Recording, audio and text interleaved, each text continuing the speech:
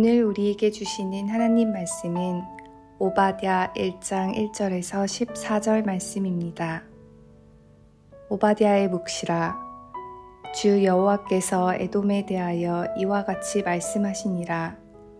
우리가 여호와께로 말미암아 소식을 들었나니 곧 사자가 나라들 가운데 보내심을 받고 이르기를 너희는 일어날지어다.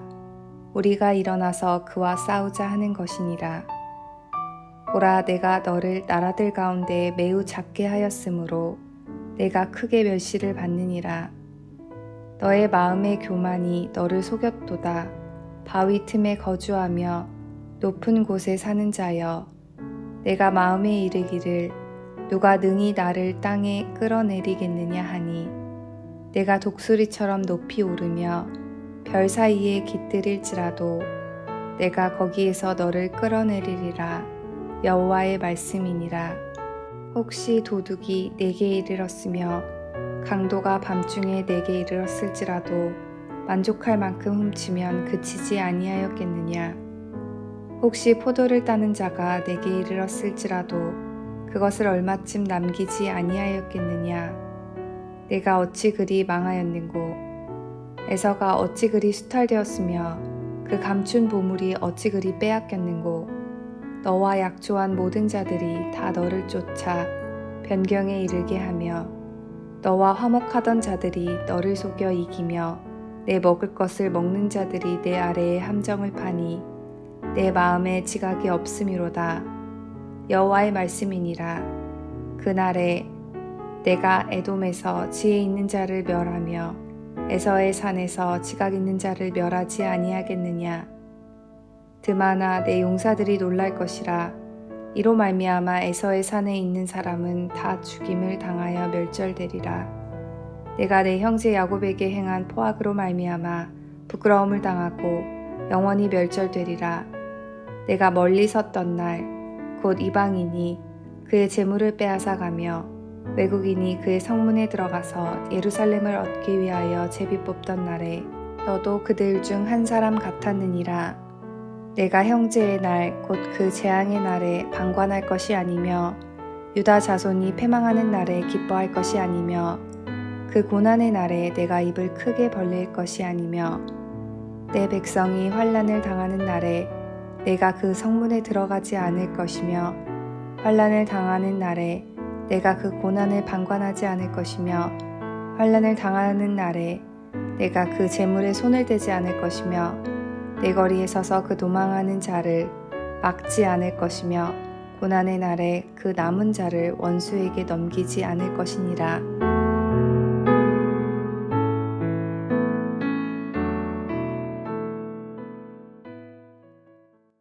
오바댜서는 구약에 있는 성경 중에 가장 짧은 책입니다. 오바댜서에는 에돔에 대한 하나님의 심판이 기록되어 있습니다. 에돔은 누군가요? 바로 에서의 후손들입니다. 에서는 이삭의 아들로서 이삭이 낳은 첫째 아들이 에서이고 둘째 아들이 야곱입니다. 야곱의 가족은 가나안 땅에 정착하고 야곱의 12 아들들을 통해 이스라엘이라는 나라를 세웠습니다. 반면에 에서와 에서의 후손은 세일에 정착을 하게 됩니다. 이 세일은 세일산으로서 해발 1700m 고지에 있는 험준한 산 속에 세워진 나라였습니다. 이 에돔 나라의 수도가 셀라였는데 셀라의 뜻이 높은 바위 절벽이라는 뜻이었습니다. 그래서 수도인 셀라까지 가려면 매우 좁은 통로를 지나가야 했기 때문에 에돔은 소수의 군대만으로도 충분히 적의 침공을 막아낼 수 있는 천혜의 요새로 이루어져 있었습니다. 그런데 하나님은 이러한 에돔을 심판하시겠다라고 말씀하신 것입니다. 그 이유는 어려움에 처한 이웃 나라를 돌아보지 않고 오히려 자기 이익을 챙길 기회로 삼아 더욱 어렵게 만든 것에 대한 심판이었습니다. 오늘 본문의 첫 절인 오바댜서 1장 1절을 보겠습니다. 오바댜의 묵시라. 주 여호와께서 에돔에 대하여 이와 같이 말씀하시니라. 우리가 여호와께로 말미암아 소식을 들었나니 곧 사자가 나라들 가운데에 보내심을 받고 이르기를 너희는 일어날지어다. 우리가 일어나서 그와 싸우자 하는 것이니라. 그 당시에 바벨론이 강력한 세력으로 급부상하고 있었습니다. 그리고 바벨론은 결국 이스라엘을 침공했고 이스라엘은 바벨론에 의해서 멸망을 당하게 됩니다. 이때 에돔은 바벨론의 편에 서서 유다를 압박하고 유다의 침공을 도왔던 것입니다. 하나님은 오바댜 선지자를 통해서 욕심에 빠져 이웃 나라를 빼앗으려는 일에 동조하는 에돔을 심판하시겠다라고 말씀하면서 유다 편에 선 나라들에게 유다를 도우라고 연락을 취할 것이다 라고 말씀하셨습니다. 우리가 여호와께로 말미암아 소식을 들었나니 곧 사자가 나라들 가운데 보내심을 받고 이르기를 너희는 일어날지어다. 우리가 일어나서 그와 싸우자 하는 것이니라. 에돔은 유다 편에 설 동맹이 더 이상 없을 것이라고 판단했겠지만 본문은 하나님이 여러 나라에 사신을 보내셔서 에돔과 전쟁을 하게 될 것이다 라고 말씀하셨습니다. 그리고 2절은 그러한 하나님의 개입으로 에돔이 점점 약해져서 결국 많은 나라들로부터 멸시를 받게 될 것이다 라고 했습니다. 보라, 내가 너를 나라들 가운데에 매우 작게 하였으므로 내가 크게 멸시를 받느니라. 이것은 현재 있는 일이 아니라 앞으로 있을 예언의 말씀입니다. 그리고 이 예언의 말씀대로 훗날 에돔은 멸망을 당합니다. 그리고 중동 역사에서 지워지고 말았습니다. 왜 에돔이 망했는가? 그들은 지형적으로 망할 수 없는 천혜의 요새에 살고 있었습니다. 그들의 수도 이름이 셀라라고 말씀드렸는데 셀라의 뜻이 높은 바위, 절벽이라는 뜻입니다. 그런데 3절에서 너희 마음의 교만이 너를 속였도다. 바위 틈에 거주하며 높은 곳에 사는 자여, 내가 마음에 이르기를 누가 능히 나를 땅에 끌어내리겠느냐 라는 이 말씀은 에돔의 수도 셀라를 떠올리게 하는 언어 유희입니다. 셀라의 뜻이 높은 바위, 절벽이라고 말씀드렸는데 3절에서는 너희 마음의 교만이 너를 속였도다. 바위 틈에 거주하며 높은 곳에 사는 자여 라는 표현을 통해 그런 안전한 땅에 살고 있기 때문에 욕심과 악에 빠져 살면서도 자신들은 절대 멸망하지 않을 것이다 라는 자만과 교만한 마음에 대해서 하나님은 그보다 더 높이 독수리와 같이 날아 올라갈지라도, 아니 더 높이 저 별들 사이에 깃들일지라도 에돔을 끌어내어 반드시 심판하시겠다라고 말씀하셨습니다. 4절의 말씀입니다. 내가 독수리처럼 높이 오르며 별 사이에 깃들일지라도 내가 거기서 너를 끌어내리리라. 여호와의 말씀이니라. 그리고 그들의 멸망은 아무것도 남지 않는 완전한 멸망이 될 것이다 라고 했습니다. 우리가 집에 도둑을 맞을 때도 있죠. 심지어 어떤 분 얘기를 들어보면 강도가 집에 들이닥친 적도 있다라고 말들을 합니다. 그래도 남는 가산이 있습니다. 또한 포도를 다 딴다고 해도 따다 남는 것이 있고 추수를 해도 줄 이삭이 있습니다. 하지만 하나님께서 심판을 내리시면 그 어떤 것도 남지 않게 될 것이다 라고 말씀합니다. 5절입니다. 혹시 도둑이 내게 이르렀으며 강도가 밤중에 내게 이르렀을지라도 만족할 만큼 훔치면 그치지 아니하였겠느냐. 혹시 포도를 따는 자가 내게 이르렀을지라도 그것을 얼마쯤 남기지 아니하였겠느냐. 내가 어찌 그리 망하였는고. 이와 같이 에돔의 완전한 멸망을 말하고 있는 것입니다. 오늘날 어떤 나라들, 또 어떤 기업들, 또 어떤 개인들은 자신은 절대 망하지 않을 것이다. 부모에게 받은 유산이 많고 오랫동안 기업을 통해 얻은 이윤이 있기 때문에 절대로 망하지 않을 것이다 라고 자부하지만 그런 것은 없습니다. 모든 인류는 역사를 통해 보여주는 것은 그런 강한 나라가 순식간에 사라지고 또 바빌론이 망하자 새로운 신생국가 메대 나라가 일어나고 에돔 같은 절대 망하지 않을 것 같은 도시에 사는 사람들도 한순간에 다 망하고 지금은 역사의 흔적조차 발견할 수 없게 되는 것입니다. 10절부터는 에돔이 유다에게 행한 죄를 상세하게 기록하고 있습니다. 즉 오바댜서의 기록의 목적은 죄로 인한 결과는 반드시 멸망이라는 것을 말하고 있는 것입니다. 10절의 말씀입니다. 내가 내 형제 야곱에게 행한 포악으로 말미암아 부끄러움을 당하고 영원히 멸절되리라. 이웃 나라에게 포악한 일을 한 결과 망했다라고 기록하고 있습니다. 10절에서 이스라엘을 조상의 이름인 야곱으로 표현한 이유가 무엇일까요? 이것을 통해 에서와 야곱이 한 아버지에게 태어난 형제임을 보여주고 있고, 에돔이 형제의 의무를 저버리고 이웃 나라에게 포악한 행동을 한 것이 얼마나 큰 죄악인가를 말하기 위해서입니다. 12절에서 14절까지 에돔이 저지른 죄를 8가지로 표현하는데, 그렇게 하지 말아서 했다라는 표현을 가지고 8가지를 기술해 나갑니다. 12절부터 보겠습니다. 첫째로, 내가 형제의 날 곧 재앙의 날에 방관할 것이 아니며, 즉 그들이 형제의 멸망을 방관했다라고 했습니다. 둘째, 유다 자손이 패망하는 날에 기뻐할 것이 아니며 그들이 형제의 패망을 기뻐했다라고 했습니다. 셋째, 그 고난의 날에 내가 입을 크게 벌릴 것이 아니며 그들은 형제가 망할 때 바벨론과 함께 형제의 재물을 함께 탈취했다는 것입니다. 넷째, 내 백성이 환난을 당하는 날에 내가 그 성문에 들어가지 않을 것이며 결국 그들은 예루살렘 성에 들어가서 재물을 약탈한 것입니다. 다섯째, 환난을 당하는 날에 내가 그 고난을 방관하지 않을 것이며 그들은 형제의 고난을 방관했습니다. 여섯째, 환난을 당하는 날에 내가 그 재물에 손을 대지 않을 것이며 아까 말씀드린 대로 형제의 물건에 손을 댄 것입니다. 일곱째, 내 거리에 서서 그 도망하는 자를 막지 않을 것이며 도망하는 형제를 길에서 막고 잡아서 포로로 삼았습니다. 여덟째, 고난의 날에 그 남은 자를 원수에게 넘기지 않을 것이니라. 그들은 포로로 잡아서 그 이웃 형제들을 바벨론의 원수의 손에 넘긴 것입니다. 이처럼 에돔은 유다가 형제 국가임에도 불구하고 환난당하는 그들을 도와주기는커녕 신의를 저버리고 유다 사람들을 잡아 노예로 팔아버리고 그들의 재산을 빼앗은 것입니다.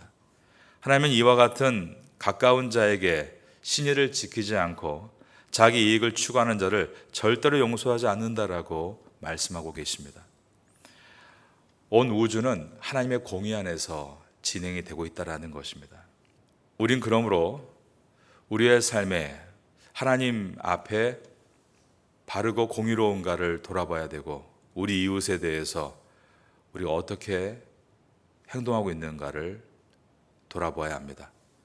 물론 오늘날의 시대를 세상은 심지어 무한 경쟁의 시대다라고 말합니다. 그러다 보니까 서로 경쟁하는 가운데 상처를 주기도 하고 또 남의 것을 빼앗는 또 빼앗기는 일들이 계속 일어나고 있습니다. 그러나 경제적인 논리에 의해서 경쟁하는 것은 이해할 수 있지만 그 경쟁 안에서 인간의 도리를 저버린 채 서로를 속이고 빼앗으며 그렇게 불의한 일을 해 나가다가는 자기의 똘똘한 머리로 이겨나갈지 모르지만 그 모든 것을 하나님께서 보고 계신다. 하나님께서 반드시 심판하신다라는 것입니다. 곡간에서 인신난다라는 말이 있죠. 창고에 곡식이 풍요롭게 쌓이면 이제서야 어렵고 힘든 이웃을 돌아본다라는 뜻입니다. 그러나 다 그런 것이 아닙니다. 오히려 자기의 곳간에 여유가 있을수록 더 욕심에 빠져서 가난한 이웃을 탈취하고 빼앗는 일들도 많이 일어나고 있는 것입니다. 어떤 사람들은 삶의 여유를 얻은 것에 대해서 이 모든 것이 하나님의 은혜입니다 고백하며 자신의 재능과 재력을 어려운 이웃에게 베풀고 섬기는 분들도 있습니다. 그러나 우리가 알고 있는 것처럼 소수에 불과합니다. 대부분은 더 욕심에 빠지게 되고 더욱 악으로 치닫게 되면서 결국 에돔과 같이 멸망당하게 되는 것입니다. 힘없는 이들을 약탈함으로 더욱 부유해진 에돔 같은 사람들이 있는 것입니다. 하나님 없이도 자신들은 잘 살 수 있고 잘 사는 방법으로 약한 이웃 나라를 먹잇감으로 삼는 사람들. 그 모습은 과거에 여러 열강들이 식민지 정책을 통해서 약한 나라들을 탈취하는 것들로 우리에게 보여줍니다. 그러나 그렇게 식민지 정책을 통해 약한 나라를 탈취하는 것 때문에 얼마나 온 인류가 고통을 당했고 하나님께서 기뻐하지 않으셨는가를 우리가 알게 됩니다.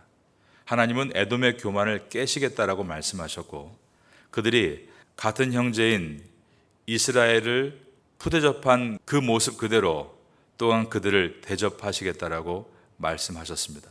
그러므로 망할 것 같지 않았던 나라, 천혜의 요새를 가지고 있고 또한 자원이 풍부했던 에돔이 추락한 것입니다. 에돔 완전히 그리고 영원히 멸절되고 말았습니다. 10절을 봅니다. 내가 내 형제 야곱에게 행한 포악으로 말미암아 부끄러움을 당하고 영원히 멸절되리라. 사람의 교만은 어디에서 올까요? 자신의 강점에서 옵니다. 에돔의 교만은 첫 번째로 땅에서 왔고 두 번째로 경제적 풍요에서 왔습니다. 에돔은 지리적으로 암석과 바위산 위에 위치한 천혜의 요새였고 풍부한 자원과 무역을 통해서 상당한 부를 누렸던 것입니다. 셋째로 강한 나라들과의 맺은 조약에서 왔습니다. 에돔은 바벨론과 조약을 맺어서 그 조약을 하나님의 맺은 언약보다 더 귀중하게 여겼습니다. 하지만 훗날 그토록 믿던 바벨론은 메데파세에게 멸망당하고 에돔도 함께 멸망을 당한 것입니다. 자신이 너무 믿고 의지하는 것에서 자신이 가진 장점에서부터 교만이 시작됩니다. 그러므로 교만을 이렇게 정의할 수 있습니다. 하나님을 신뢰하지 않고 하나님을 의지하지 않는 것 외의 모든 것입니다. 우리가 이 새벽에 이 자리에 나와서 예배드리며 고개를 파묻고 기도하는 것은 한 가지입니다. 하나님을 내가 의지하며 세상의 그 무엇보다 하나님을 따르겠다는 결단인 것입니다. 하나님은 공의의 하나님이십니다. 결코 우리가 이 땅에서 승리하는 것에 있어서 어떠한 방법을 동원해서라도 승리하라고 말씀하시지 않습니다. 오히려 하나님은 반대로 이 땅에서 패배할지라도 정직하고 온전한 모습으로 서 나가야 한다라고 말씀하십니다. 왜 그렇습니까? 온 우주를 지금 통치하시는 분은 공의의 하나님이시기 때문입니다. 우리가 이 아침 가운데 하나님 앞에 그 마음을 가지고 기도하면 하나님께서 오늘도 공의 없는 불의한 세상에서도 주의 은혜로 승리할 수 있는 지혜를 주실 줄로 믿습니다. 하늘의 지혜를 가지고 살라고 우리를 태국 땅에 불러주신 줄로 믿습니다. 목회를 하건 사업을 하건 학교에서 학업을 하건 원리는 다 똑같습니다. 하나님 앞에서 정직하고 바르게 행할 때 하나님이 도와주십니다. 그 은혜를 경험할 수 있는 성도가 될 수 있기를 예수님의 이름으로 축원합니다.